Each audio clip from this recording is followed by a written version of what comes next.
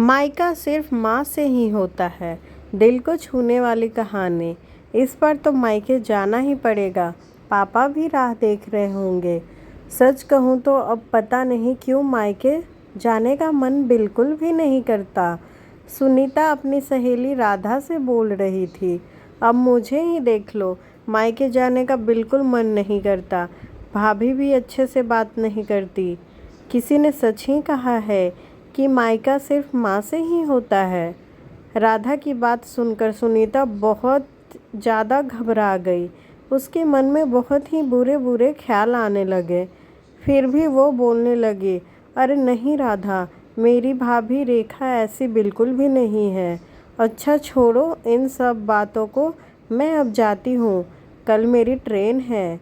राधा बोली, अरे तू नहीं जानती, माँ के बिना मायके में कोई भी अपना नहीं लगता। तू अभी तो मेरी बात पर विश्वास नहीं कर रही, पर तू जब जाएगी तब देखना, तू भी मेरी तरह ही बोलने लगेगी।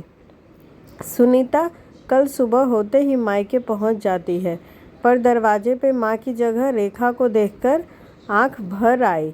8 साल शादी को हो गए थे, पर पहली बार ऐसा था कि माँ ने गले लगाते हुए नहीं कहा कि बेटा बहुत पतली हो गई है। और मैं हर बार कहती कि माँ, मेरे सारे कपड़े छोटे होते जा रहे हैं और आपको मैं पतली लग रही हूँ। पापा सिर्फ सर पर हाथ फेर देते थे और उनको चुप ही रहना पसंद था। पर इस बार पता नहीं क्यों पापा को गले लगाकर खूब रोने लगी। आए हुए सिर्फ 1 ही घंटे हुए थे, पर माँ के बिना घर बहुत ही सूना लग रहा था। पर भाभी ने कोई भी कमी नहीं छोड़ी। पवन के आते ही बच्चे भी मामा मामा बोलकर उसके साथ खेलने लगे। सुनीता भी थोड़ा आराम करने लगी। उसके बाद भाभी रेखा के हाथ बटाने किचन में चली गई।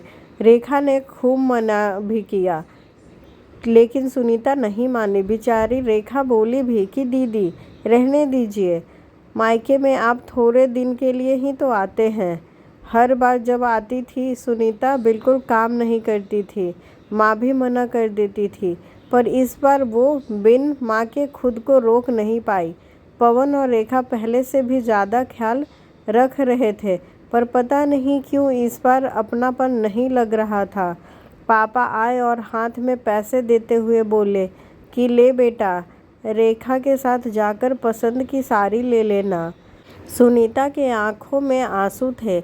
हर बार माँ न जाने कितनी चीज़ लाकर पैक कर देती थी, खुद ही बाजार से साड़ी खरीद कर ला देती थी, पर इस बार सब सूना था माँ के बिना।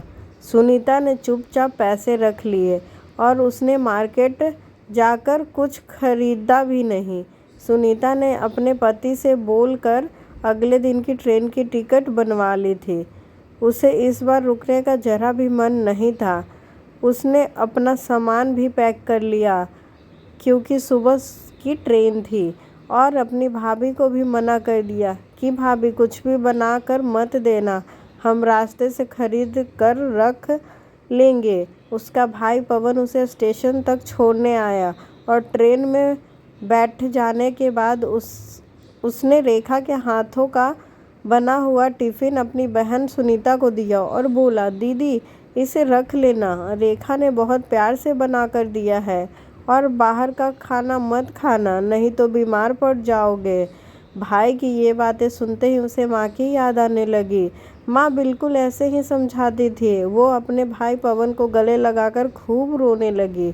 फिर ट्रेन चलने लगी। मुकेश भी घर चला आया।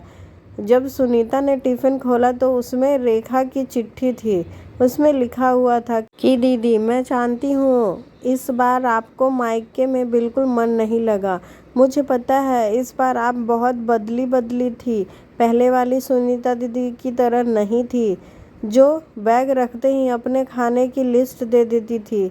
इस बार तो आपने कोई फरमाइश ही नहीं की।